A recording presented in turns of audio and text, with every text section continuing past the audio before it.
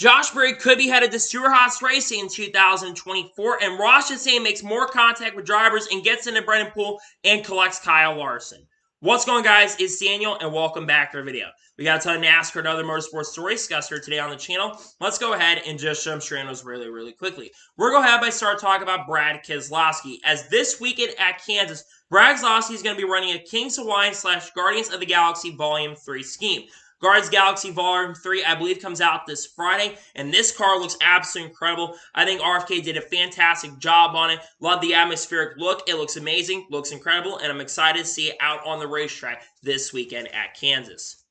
And now we're going ahead to jump on to the next story of today's episode, as we're taking a look at the throwbacks that have been revealed over the last couple of days. So first, Timmy Hill is going to be running a Jerry Hill throwback. Jerry Hill, of course, is the father of Timmy Hill. He's going to be running a throwback to that, and this one looks absolutely incredible. And I think that Timmy Hill's team, Hill Motorsports, did a fantastic job on this throwback. The next throwback we're looking at is Ryan Ellis's Kevin Harvick throwback, the GM Goodwrench throwback, I believe, from 2004 or 2005. Once again, Alpine Racing's had some really beautiful schemes this year. This one's no exception. This is a really good-looking throwback. And the final throwback we're looking at, which was revealed earlier this evening, is Carson Hocevar's Dale Jarrett throwback to his 2001 UPS scheme. This one looks epic, looks incredible, and Carson Hocevar has a pretty awesome looking paint scheme for Darlington throwback weekend. It looks amazing, looks awesome, and I'm definitely looking forward to see it out on the racetrack in Darlington. It looks really awesome, and I think they did a very good job overall, to be honest with you. And now we're going ahead to jump on to the next story of today's episode, as we're talking about Bobby Labonte. As it was announced on Friday that Bobby Labonte has been officially added to the top 75 greatest drivers NASCAR list. NASCAR on the weekdays has been revealing drivers that are top 75 greatest drivers, and Bobby Labonte is a no-brainer to get in there. 2000 NASCAR Cup Series champion, won almost 20, I think he won like 22 or 23 NASCAR Cup Series races or something like that, and was very successful in this sport. Congratulations to Bobby Labonte. He deserves it, and he definitely deserves to be in the top 75 greatest drivers. Massive congratulations to him on getting to the top 75 greatest NASCAR drivers. And now we're going ahead to jump on to the next story of today's episode, as we're talking about Nick Lights. As it was announced yesterday that Nick Lights will drive for Young's Motorsports for 3 races in 2023. He will drive at Kansas this weekend, then he'll race at Nashville later this year, and then he'll race at Homestead at the end of the year. Nick Lights has made multiple starts in the NASCAR Truck Series in the past, and the guy's had some decent runs in the Truck Series, but also has been involved with controversy with Carson Hocevar in the past as well. We'll see what Nick Lights can do this upcoming weekend at Kansas. Young's Motorsports has some decent runs so far in 2023, and hopefully Nick can get the best out of equipment and have a good run this weekend at Kansas Speedway and in the other race that he is going to run this year. Hopefully he can do a really solid job. And now we're going ahead to jump on to the next story of today's episode, as we are talking about Chase Elliott. Now, Chase Elliott was speaking to me this past weekend, and we're going to talk about something else here a little bit later in this episode. But Chase Elliott was asked why he shaved his mustache off. Kyle Busch actually responded, and he says that she got tired of it. Man, I love the banner, and Chase Elliott was really funny in the media this past weekend, and obviously a lot of people talk about Chase Elliott's personality, that he doesn't really have a personality. But ever since he's come back the last 2 weeks, I think Chase Elliott has shown his personality a lot more. And that's one thing a sport needs, because Chase Elliott is the most popular driver. He needs to start showing a little more personality. And I think the longer he's been in the sport, the more his personality has come out. So I think it's really good to see that he is showing more personality out on the racetrack. And honestly, the more personality he shows, the better he is definitely going to be. So good stuff right there. I'm glad to see that Chase Elliott is showing more of his personality. And now we're going ahead to jump on to the next story of today's episode, as we're talking about Blake Bainbridge. As it was announced on Monday afternoon that Blake Bainbridge will be leaving Homer Friesen and joining GMS to join Daniel Dye as a crew chief. That means that this will be the 3rd or 4th crew chief that Stewart Friesen has had in the last couple of years. I'm not really sure what's going on at Homer Friesen Racing, that have had so many crew chief changes over the last few weeks. I'm definitely really surprised by this move, considering I thought that Blake Bainbridge was really going to help Stewart Friesen this year, and Stewart Friesen has really struggled so far in the 2023 NASCAR Truck Series season. And I guess any new scenery and stuff, I think Bob Haleburn, I think, is going to be the crew chief for Stewart Friesen this upcoming weekend at Kansas. And hopefully he can help Stewart Friesen perform better. As for Daniel Dye getting Blake Banger, this is a pretty big pickup for him. I think Daniel Dye has really struggled so far in the 2023 season, and sometimes you need a crew chief change to help you out. So I'm really intrigued to see how this move is going to work out for the team. Nonetheless, there's a big pickup for GMS, and Blake Banger hopefully can help out Daniel Dye and his performance farther down the road this season. And now we're going ahead and jump on to the next story of today's episode, as we're talking about Max Verstappen. Now, Adam Stern put out a tweet on Friday evening or Saturday evening talking about Max Verstappen. And Max Verstappen says that F1 should focus on more than one or two teams that can compete and less on creating new formats.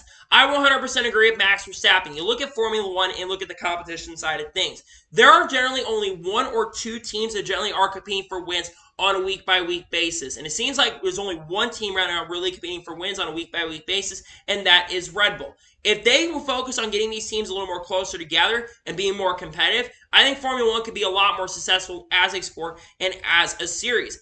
I think that would help Formula One because Formula One is definitely growing right now, especially across the world right now, and even in the United States especially. So we need to see it be a little better. I'm disappointed that basically at this particular point that F1 only focus on getting new formats. They need to focus on creating a better product on the racetrack and more than one or two teams competing. So there's a better opportunity and a chance for there to be more competition in the sport. Hopefully that can change going forward in the foreseeable future.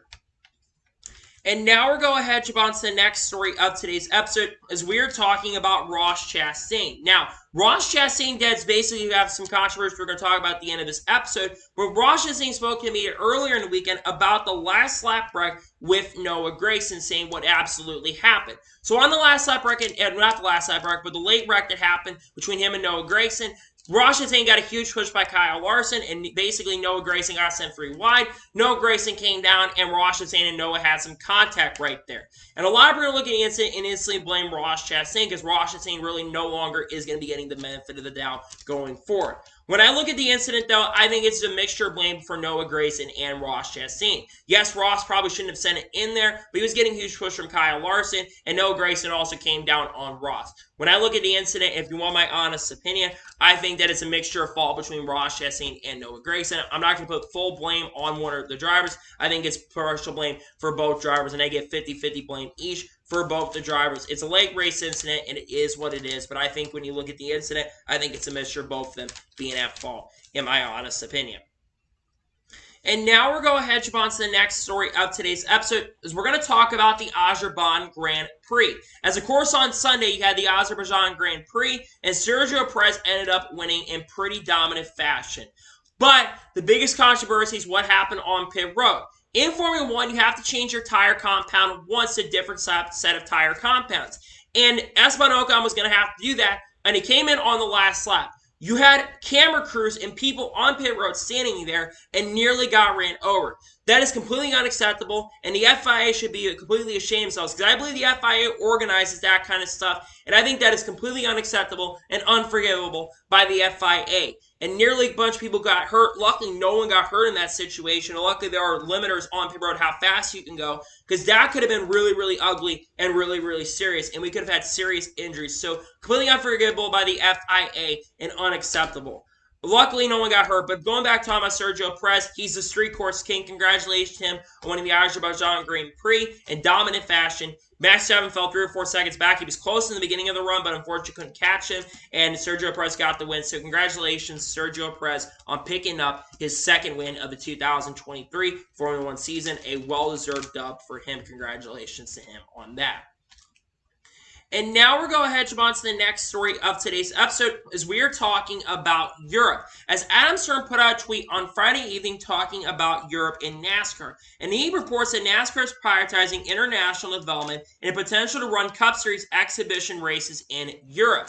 Obviously, you've got the Garage 56 entry that's going to be running at Le Mans in the upcoming year. Not too far down, about a month or two for now, is Le Mans 24 Hours. And NASCAR, of course, is looking at development for the future, and they eventually do want to go to Europe in the next few years and do some exhibition races. I think it'd be really cool if they do that. There's some really good tracks up in Europe. You've got Silverstone. You got Brands Hatch that's out there. You've got a lot of really awesome tracks that are in Europe. And honestly, that is something that is really cool about that. NASCAR does decide to go ahead and race in Europe, though, I think it's going to be really, really exciting stuff. And I think that's one thing about the next-gen car I really do love is the fact that this car will be available in the foreseeable future to go out and do different types of racing, go out to different countries and stuff. That's one of the goals, of course. I think NASCAR should 100% focus on going to Canada or Mexico first, and are definitely talking about that. But I think in the long-term future, going to Europe, I think is going to be really, really exciting stuff. So that's something I'm definitely looking forward to for sure. And honestly, it makes me really, really excited that NASCAR is looking towards that for the future. It's really exciting stuff and really great to see that NASCAR is looking towards that for the foreseeable future. And now we're going to head on to the next story of today's episode as we're talking about Parker Kligerman versus Corey Heim. Now, if you watch the NASCAR Xfinity Series race, at the end of stage number 1, you saw the situation between Parker Kligerman and Corey Heim. Unfortunately, Corey Heim came up into Parker Kligerman, spun him out after a little bit of contact, and Parker Kligerman was not very happy and gave him the number 1 finger. Honestly, when I look at the situation, Corey Heim was making his NASCAR Xfinity Series debut. But Parker Kligerman was struggling throughout the race. But Corey Heim is a rookie, and he needs to understand the patience in that situation. That is no doubt a situation where you blame Corey Heim for that. And Parker Kligerman had every right to be upset and really frustrated about the incident. Considering the fact that basically Corey could have been a little more patient right there, and he should have been a lot more patient right there, and took out a driver who, of course, is competing for a playoff spot. Meanwhile, Corey Heim, yes, making his debut, but he's not going for points. He's going for Truck Series points, so he should know a little bit more about respect out on the racetrack. And honestly, when I look at the situation, that is no doubt Corey Heim's fault. I don't know if Corey Heim got interviewed by the media and took responsibility for that, but in my honest opinion, Corey Heim's definitely at fault, and Parker Kligerman has every right to be frustrated and be upset about that because that is completely 100% at fault for Corey Heim, and I think he should absolutely take responsibility for the incident because he's the one that ended up causing the wreck, and he definitely was the one who ended up causing the wreck, in my honest opinion. And now we're going to jump on to the next story of today's episode as we are talking about the IndyCar race at Barber. Now, on Sunday afternoon, you had the IndyCar race at Barber. And we saw a really compelling race where Romain Grosjean ended up dominating the race at Barber.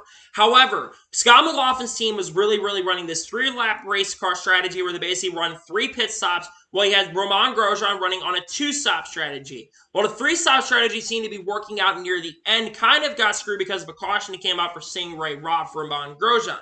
With about 20 laps to go, Romain had a lead. He made a mistake and got passed by Scott McLaughlin with around 20 laps to go in the race. Unfortunately, because of that, this cost Romain Grosjean a shot at going to victory lane. Scott McLaughlin pulled out about a 1 or 2 second lead over Romain Grosjean and will come off the corner, pick up his first victory of the 2023 IndyCar season. Scott McLaughlin's shown a lot of speed so far in 2023, but hasn't really had to finish this backup so far this season. Now Scott McLaughlin has gotten that first win in 2023. He was my championship pick coming into this weekend, and I think Scott McLaughlin does have a shot of getting the IndyCar championship this season if he continue the consistency. But the championship is really tight right now at this moment. I think the top 6 are only separated by 25 points right now, which I think is absolutely crazy and absolutely insane. So really interesting for sure, but congratulations nonetheless to Scott McLaughlin on picking up his first win of the 2023 season, and it's really good to see him get that first win of the 2023 NASCAR IndyCar season. Congratulations to him on getting that win. And now we're going to jump on to the next story of today's episode as we are talking about Martin Truex Jr. Now, we're going to talk about Martin Truex Jr. in the later portion of this episode, but first we need to talk about Martin Truex Jr. and his reaction to his brother winning. Obviously, if you watch the NASCAR Xfinity Series race, Ryan Truex picked up his first career NASCAR Xfinity Series victory. In a pretty dominating fashion, too. I think it led like 120 or 130 of the 200 laps that ended up taking place. And the Truex family, of course, did end up sweeping the weekend this past weekend at Dover. But we saw Ryan Truex get that first career win, and Martin Truex Jr. was really emotional after Ryan got that first career Xfinity Series win. He was really excited to see his brother get the win, and he said his brother's been working really hard and has not given up. You think about Ryan Truex and the trajectory of this guy. This guy has been really working his butt off to get opportunities and finally got another opportunity to drive for Joe Gibbs Racing this season and ran 6 races this year. And he's been really fast in those select Xfinity Series races. Nearly won at Phoenix, got a 3rd place finish at Atlanta, and has been really strong in the races that he has ran. I think that it's really great to see Martin be there to see Ryan get the victory. Ryan's been working so hard for many years and gets redemption after 2012 when he was going to win but got passed by Joey Logano late. I think that Martin Truex Jr. being there is really awesome, but nonetheless, congratulations to Ryan Truex on getting a victory. Having his family there is absolutely amazing and incredible. And nonetheless, massive congratulations to go ahead and see Truex Jr. watch his brother win, and Ryan Truex get that first career NASCAR Xfinity Series victory. Congratulations to him on getting it done. And now we're going to jump on to the next story of today's episode as we're talking about Kyle Larson. Now, we're going to talk about Alex Bowman here in the later portion of the episode, Hendrick Motorsports and their policies. But Kyle Larson also spoke on this situation in depth, and he doesn't view the rise of risk of racing a sprint car as more than racing a stock car, which I don't 100% disagree with Kyle Larson on. I think sprint car racing is inherently dangerous, and we look at racing is definitely 100% inherently dangerous. Alex Bowman, of course, had a very, very scary incident in one of Kyle Larson's cars, and in Kyle Larson's high-limit racing event in Kansas, where Alex Bowman tumbled over, and Alex Bowman will not be back for the next 2 or 3 NASCAR Cup Series races due to that wreck. And Kyle Larson says he really doesn't get emotional too much. He did feel a little emotional with all this stuff that happened over the week, especially with his crash, we're going to talk about a little bit later in this episode as well. But I agree with Kyle Larson. Basically sprint car racing itself is inherently dangerous in every type of form of racing, and you're going to have inherent risk regardless of the situation. But it's just a crazy thing to talk about. Everyone's talking about inherent dangers, risk of sport, and overall it's definitely interesting to talk about for sure. But I don't disagree with Kyle Larson on that front. I cannot disagree with him in regards to that situation. And now we're going to jump on to the next story of today's episode as we are talking about Hendrick Motorsports. As speaking of the story we're going to talk about now, we're going to talk about Hendrick Motorsports as Hendrick Motorsports looks at the Chase Elliott and Alex Bowman situations differently. And they're not planning to make any changes. They're going to keep an eye on it, and they're going to ask their drivers to be careful. Obviously, this is the second injury that Hendrick Motorsports has suffered so far in the 2023 season. Chase Elliott suffered an injury after a snowboarding accident, but he's been back for the last 3 or 4 weeks and has been decent so far in the race that he has been out. Alex Bowman suffered a crash in the high limits race in Lawrenceburg, Kansas, I believe, and will now be sitting out at least for the next 2 or 3 upcoming races. And obviously, Hendrick Motorsports, there's been a lot of questions asked if they're going to change their policies. And I agree with Hendrick Motorsports here. Yes, they probably should definitely keep an eye on it for sure. But I 100% agree with the move that Hendrick Motorsports is making to not go ahead and stop what they're doing. Because let's be honest, the more extracurricular activities the drivers get at that team, the better they're going to be. And it helps the drivers out on the racetrack. Yes, I understand that they're basically, you have to follow what the team owners want and what they absolutely want. But Rick Hendrick used to be against doing anything. And you also think about this too. If Hendrick Motorsports had made a policy change, I would tell you that Kyle Larson probably would not be returning long term. I think Kyle Larson would probably quit racing in NASCAR probably and go somewhere else or go to another team for that matter, because Hendrick Motorsports is a huge reason why Larson's getting the opportunities he has. And I just think overall it is a good decision from Hendrick Motorsports here. I just hope no one else gets injured at teams so we see policy changes, but nonetheless, overall, it is good to see Hendrick is not making changes to their policies. I think it's the right call. I think it is the right decision, and nonetheless, glad to see Hendrick Motorsports has made a smart decision to go ahead and not make any policy changes, because I think it is absolutely the right call to not make any policy changes, in my honest opinion. And now we're going to jump on to the next story of today's episode as we're talking about Kurt Busch. As it was announced during the Fox broadcast and Stage 3 of the Cup race at Dover that Kurt Busch is going to be joining the Fox Sports booth this upcoming weekend at Kansas. Now, this is not the first time that Kurt Busch has been in the Fox Sports booth in the 2023 season, as Kurt Busch was in the booth at COTA and is actually working on some sideline reporting and actually was in the studio at Richmond as well. So this is now the second race he'll be in the main booth. Kurt Busch, I think, did a really good job at COTA, and he is on a really good job as a commentator. And I think it makes a lot of sense to bring Kurt Busch in to the Fox Sports booth at Kansas, considering it'll be the 1-year anniversary of him winning at Kansas, getting his final career victory or potential final career victory. So he won the 45 car at Kansas last year, passing Kyle Larson late and getting a pretty good win for himself. Kurt Busch, I think, has done a really good job, and of course, Kurt does want to return to the race car as soon as possible. He's probably said he wants to get back to the Cup Series as soon as possible, but again, he still has to work through the steps of recovering. But in the meantime, seeing him back in the Fox Sports booth, I think is a really, really good move. And I think this is a great move for Fox to bring him back in. He always brings a lot of insight, brings a lot of great analysis, especially in the Truck Series. And again, I think it's just a great move to go ahead and bring him back. I think he's going to do a really good job in the booth once again with Fox Sports.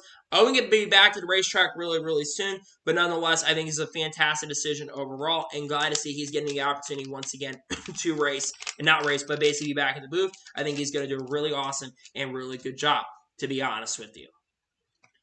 And now we're going ahead to jump on to the next story of today's episode as we're talking about Kyle Busch and Chase Elliott. As both drivers spoke on the Kyle Larson crash that happened at Talladega Superspeedway.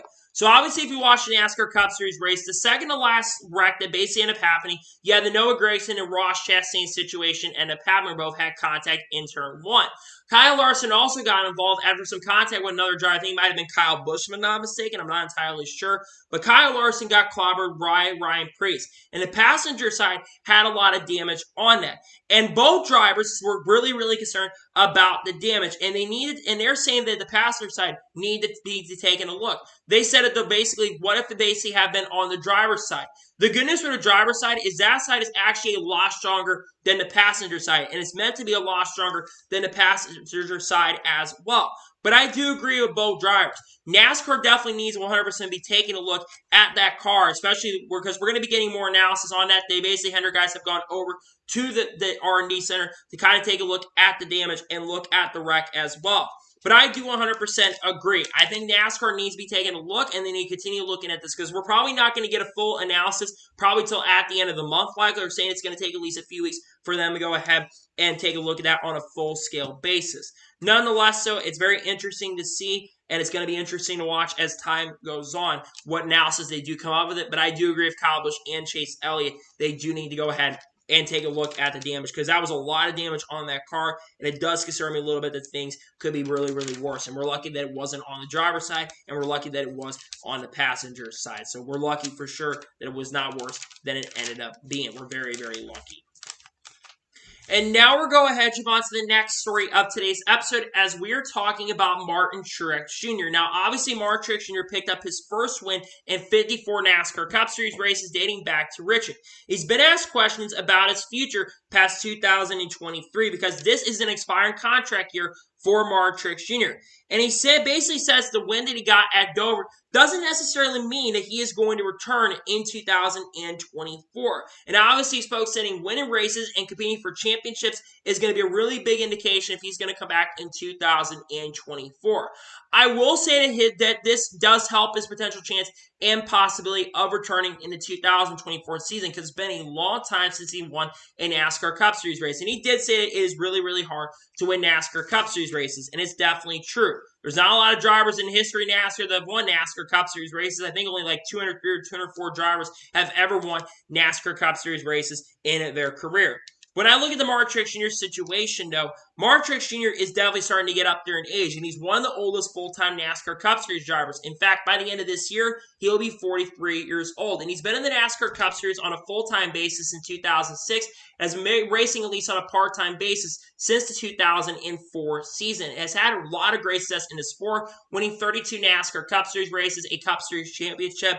I just think he's trying to really starting to get to the end of his NASCAR Cup Series career, and this could be his last year. I would not be surprised if Martin Truex Jr. does retire at the end of the 2023 season, but it also wouldn't surprise me if he does come back in 2024. I think there's a really good chance he does retire, but I also think there's a really good chance that he does come back in 2024. Regardless, though, it's his decision to make, and I think that whatever decision he makes, we have to respect that. He's had a lot of success in this sport and has accomplished a lot in the world of racing. But this could be his last year for sure in the NASCAR Cup Series, but 2024 also could be his final year in the Cup Series as well. We're going to have to wait and see what happens in regards to that, but nonetheless, it's really going to be interesting to watch, and we'll see if he decides to come back in 2024 or if he decides to retire in 2023.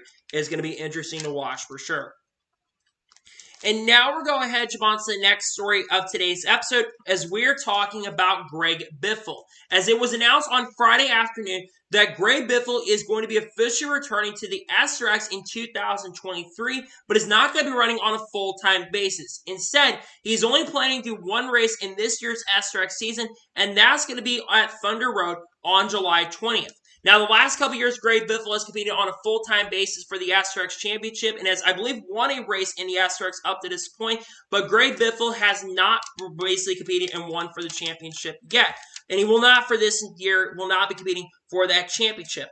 But I think Greg Biffle will have a very good chance to win at that Thunder Road race. Greg Biffle still has a really good competitive knack, but you think about Greg Biffle, he'll be 54 by the end of the 2023 year, and he's probably getting near the end of his racing career overall. But he joins a long plethora of drivers that are going to be in the SRX this season. You have drivers like Hailie Deegan, Tony Stewart, Brad Keselowski is going to run for the full season, Ryan Newman, Daniel Suarez is going to be in the SRX. Denny Hamlin's going to run a few races. Kevin Harvick's going to be in there for a few races this year. Kyle Busch is going to be in for a couple races this season. Clint Bowyer's going to be in for a race or two this year. You've got Paul Tracy returning. Joseph Newgarden returning. I think Ryan Hunter-Reay is going to be back this year. He joins a long plethora list of drivers who are going to be competing in the SRX in the 2023 year. And I think it's just really exciting to look that you've got Greg Biffle coming back, because I think Greg Biffle has had a lot of success in the racing world, has done a lot of great accomplishments, and I think he'll definitely have a really good chance to get that win at Thunder Road. We'll see what Greg Biffle can do, but there's a lot of great drivers joining him as well this year, and nonetheless, I'm definitely really excited to see that he's going to be back in the SRX. I was wondering if he's going to come back, and luckily, he is officially making his return to the SRX in 2023. Really looking forward to it. And now we're going to head on to the next story of today's episode, as we are talking about the upcoming TV deal. Now, we've talked a lot about the upcoming TV deal because the TV deal is likely going to be found out by the end of the 2023 year. And last night, Adam Stern put out a couple reports in regards to that. He says that NASCAR execs are taking meetings with the host of digital media companies today and tomorrow, after its exclusively go window with Fox and NBC expired basically today.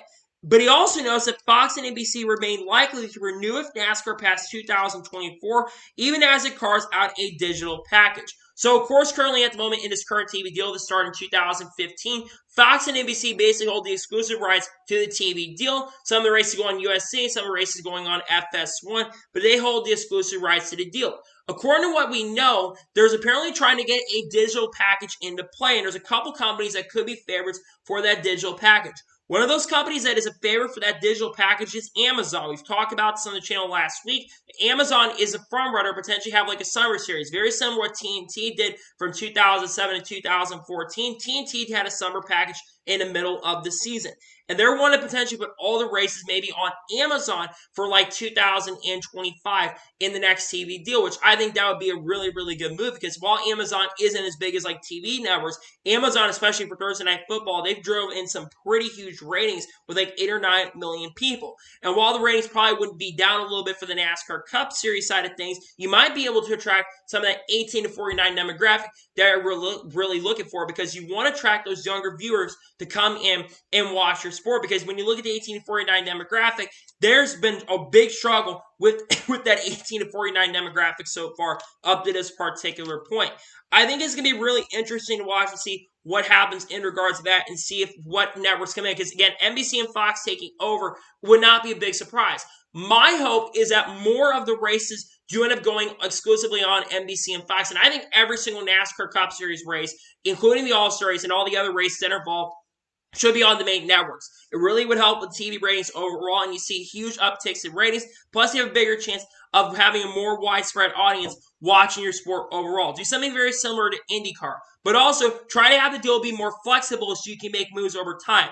NASCAR can't have a 10-year deal and not have it flexible. We need to be more flexible with the times, because NASCAR is trying to target another long-term deal. And if you want my opinion, maybe go for a little bit more of a short-term deal, but also look maybe like a 4 or 5 year deal maybe, but also have a potential of it being a little more flexible, because it's going to be really huge. This deal is super important because it's also important for TV revenues, among other things overall. So it's going to be very interesting to see what happens in regards to that when it comes to this upcoming TV deal. But nonetheless, keep an eye on the TV deal, because it's going to be probably found out by the end of this year. And it's definitely going to be very important to watch for sure for 2023, because we're likely to find out what the deal will look like at the end of 2023. Now we'll go ahead and jump on to the first of two major stories in today's episode, as we're talking about Ross Chastain versus Kyle Larson. Now, If you watch the NASCAR Cup Series race at Dover, there's a third player that comes into play here, and that is Brennan Poole. So around 80 laps into this race, Kyle Larson probably had the fastest car out on the racetrack. Basically was catching the leader by about 2 or 3 tenths a lap at least, which was, of course, his teammate at the time,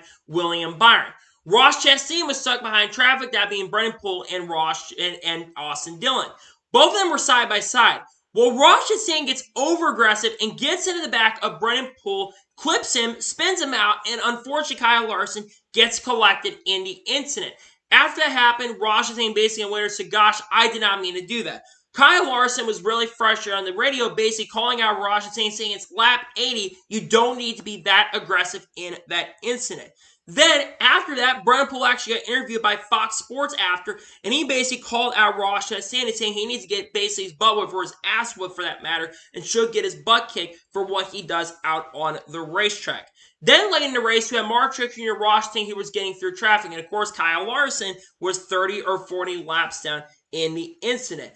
Kyle Larson, with about 20 laps to go, held up Ross Chastain and dropped him from basically being half a second back to 1.5 seconds back. Luckily, Chastain got around Kyle Larson at the time, was able to run down Mark Truex Jr., came down the battle, then a caution came out. After the race happened, Ross Chastain was interviewed by the media, and he actually did not apologize to Kyle Larson, but apologized to Brennan Poole and the 15 team for getting involved in an incident.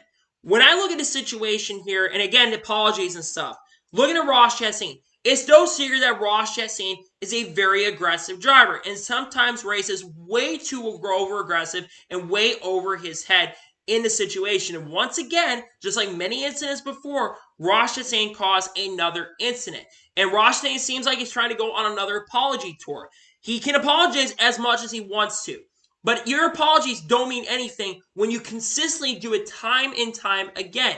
And he has made a lot of drivers mad over the years. He's pissed off Denny Hamlin and got messed with earlier this year at Phoenix and cost him a shot at a really good finish there. He's messed with Mark Truex Jr., dubbed Mark Truex Jr., double and dump him, but got in the battle with Mark Truex Jr., pissed him off at Dover. He made AJ Allmendinger mad at Coda last year, and now pissing off guys like Kyle Larson. He's made Chase Elliott frustrated and upset, and has made a lot, and Kyle Busch has also gotten frustrated at Chastain as well, and even has made his teammate upset and Alex Bowman upset as well. Ross Chastain can apologize as much as he wants to, but he races sometimes way over aggressive and way in over his head. And no doubt in my opinion that Ross Chastain, I think, is one of the most talented drivers in this NASCAR Cup Series field and has earned the right and opportunity. He has a really good branding, and it seems to be like a really nice guy. For people to say Ross Chastain is not a bad guy. But the guy races way in over his head. And this is how he raced back when he got to the NASCAR Xfinity Series Truck Series. And you can get away with that a little bit more in the NASCAR Xfinity Series or Truck Series, being really, really aggressive. But you can't do that in the Cup Series and expect people to respect you. There is a reason why Ross Chastain will probably never win a championship and why he probably is not going to win a lot more NASCAR Cup Series races going forward. And it's unfortunate due to his over-aggressive nature. And I also want to say this. Are people saying that Kyle Larson should get a penalty for blocking Ross Chastain? Yes, NASCAR changed the rules. But Kyle Larson, yes, he affected Ross Chastain. But guess what? Kyle Larson had every right to be frustrated and upset and just held him up and then eventually let him go. And Chastain made up that 1 second gap he lost within 2 or 3 laps. Chastain's car was so good near the end of that race, he caught Truex within a heartbeat. And Chastain had 4 tires and got second. But at some point going back in the situation, he is going to make more drivers mad and upset, and someone is going to snap. And Denny Hamlin kind of snapped at Phoenix and got his payback, though he didn't completely wreck him, though he got into him and kind of wrecked him, but didn't really wreck him. I think someone's going to eventually slap, and they're going to pull Matt Kenseth like what Matt Kenseth did to Joe Logano in 2015, and they're going to end up wrecking him. At some point, Chastain is going to have to learn to stop being over-aggressive, stop being way over his head. And yes, you can be aggressive all you want to. You can't be over-aggressive. Joey Logano learned the hard way and eventually calmed that aggression down. And guess what? Joey Logano has won 2 championships. Yes, because he was over-aggressive in 2018. But in 2022, he wasn't over-aggressive and won the championship because he raced respectful and he raced clean.